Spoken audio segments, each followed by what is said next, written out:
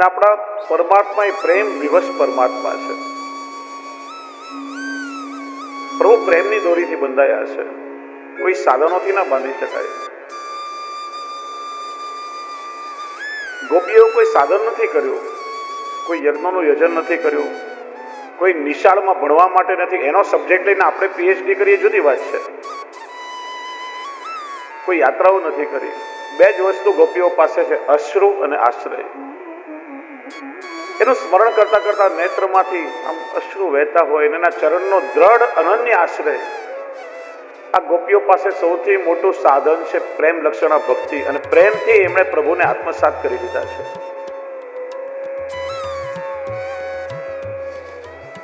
કનૈયાને છાશ પીવી હોય ને, અરે સખી થોડી છાશ આપ ને. એમ નહીં કાનોડા, એમને એમ છાશ ના મળે, આ થોડા છાણા થાપી દે ને.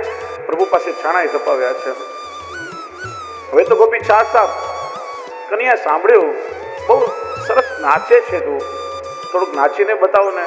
તો છાલિયા પર છાછ માટે અનંત કોટી બ્રહ્માંડનો અધિપતિ ઠુમક ઠુમક નૃત્ય કરે છે. તાહી અહિર કી છોહરિયા છછિયા પર છાછ પે નાચ નચાવે.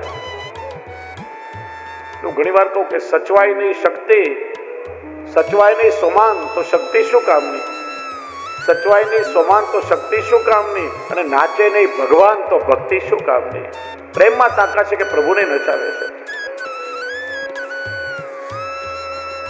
પ્રેમ એ સૌથી મોટું પરિબળ. અંગ્રેજીમાં કહેવાય ને, love is God and God is love. પ્રેમ એ પરમાત્માનું જ અવર સ્વરૂપ છે, અને કૃષ્ણ પ્રેમ, આનંદ અને માધુર્યનું પ્રગટ સ્વરૂપ. આ જગતને પ્રેમ કરતા પ્રભુએ શીખડાવ્યું છે. દરેક સંબંધો જો કેવા જવાબદારીથી એમને નિભાવ્યા છે. પતિ તરીકે પણ એક આદર્શ પતિ, સખા તરીકે પણ આદર્શ મિત્ર, સેવક તરીકે પણ શ્રેષ્ઠ સેવક, ગુરુજનોની સેવા કરી. પ્રેમથી આખા મહાભારતના યુદ્ધમાં અર્જુનના સારથી બન્યા છે. મિત્રતાનો ધર્મ તો કેવો જીવ્યા છે.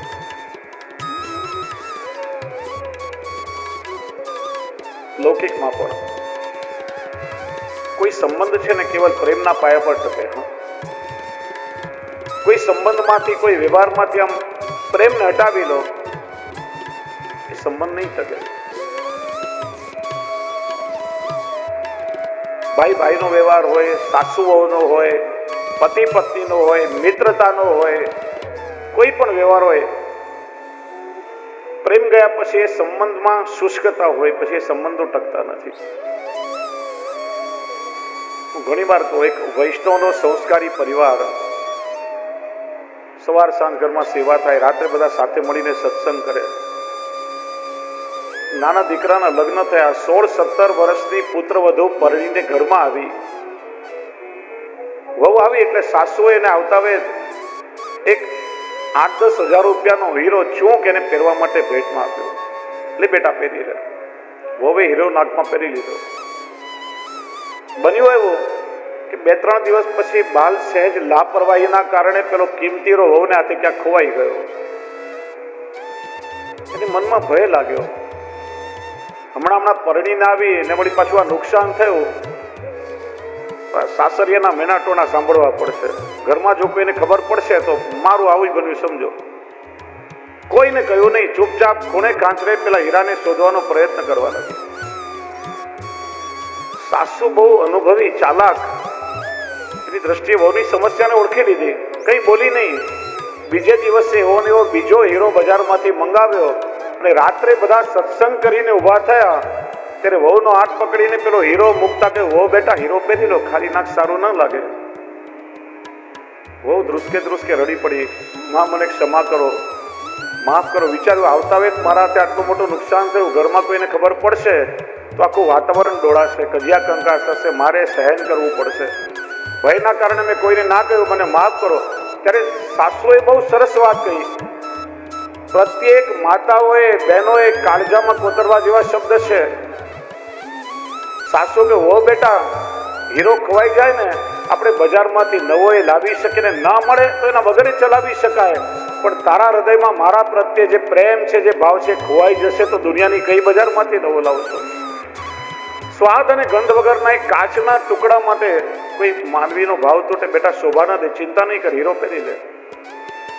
એ રાત્રે વહુએ પિયરમાં રડતા રડતા માને પત્ર લખ્યો કે માન, તને છોડીને જ્યારે સાસરે ગઈ ને બહુ રડી હતી, બહુ રડી હતી. મને એમ કહેવાય તારા જેવો પ્રેમ સાસરામાં મને કોણ કરશે? પણ આજે લાગે છે કે એક માનો ઘોડો છોડીને બીજી માના ખોડામાં આવી છું. બબ્બે જનેતાઓની લાડકી દુહિતા છું, એનો આજે મને આનંદ છે. વિચારો કે આવો પ્રેમ જો ઘર ઘરમાં આવીને વસી જાય તો કોઈને પણ રેવલેજના પાટા પર કે કૂવામાં પડવાનો કે અગ્નિસ્નાન કરવાનો પ્રસંગ શા માટે આવે? પ્રેમ પારકાને પોતાના બનાવે છે.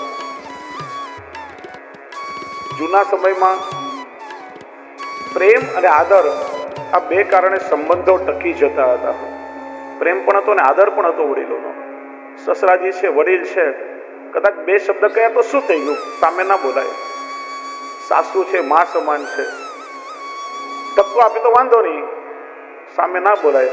પતિ છે, આખો દિવસ કામ પરથી આવે, હારા થકે કેટલું ટેન્શન હોય, કદાચ કંઈ કહ્યું તો શું થઈ ગયું?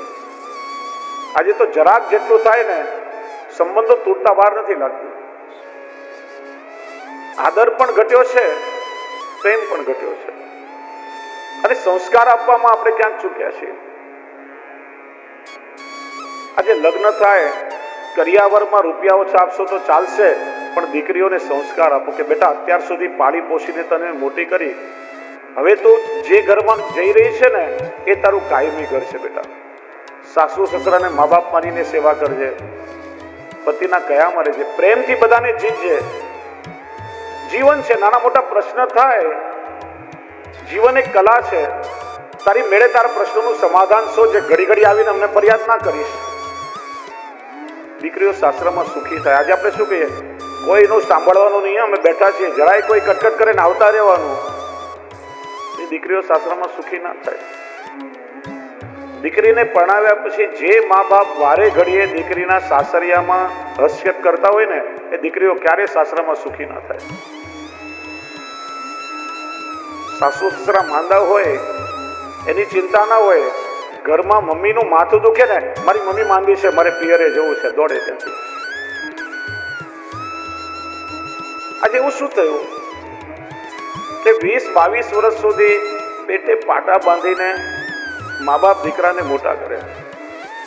પોતાના દીકરાની ઈચ્છા પૂરી કરવા માટે મા બાપે પોતાના કેટલા અરમાન તોડી નાખ્યા હશે.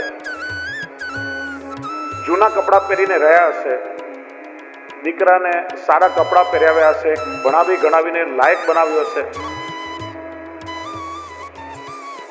દરેક ઈચ્છા એની પૂરી કરી હશે. અને એવું શું થાય? લગ્ન થાય ને 2-3 વર્ષમાં મા બાપને ઘરમાંથી જાકારો મળે, ઘરડા ઘરમાં એને જવું પડે. આજે સંસ્કારોમાં ક્યાંક આપણે ચૂક્યા છીએ.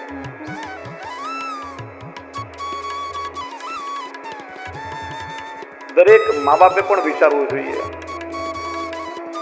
કે આપણી દીકરી પરણીને પારકે ઘરે ચાલી જશે. આ વહુ પરણીને આવીને વહુ નથી, આજ પછી આપણી દીકરી છે. 20-22 વર્ષ સુધી લાડ પ્યારથી જે મા બાપની એની ઈચ્છાઓ પૂરી કરી હશે, રાજકુમારીજીને ઘરમાં રાખી હશે, હવે આપણા ભરોસે આવી છે, હવે આપણી એ દીકરી છે.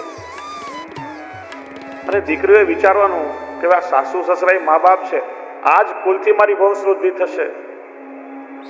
પરસ્પર પ્રેમ હોવો જરૂરી છે.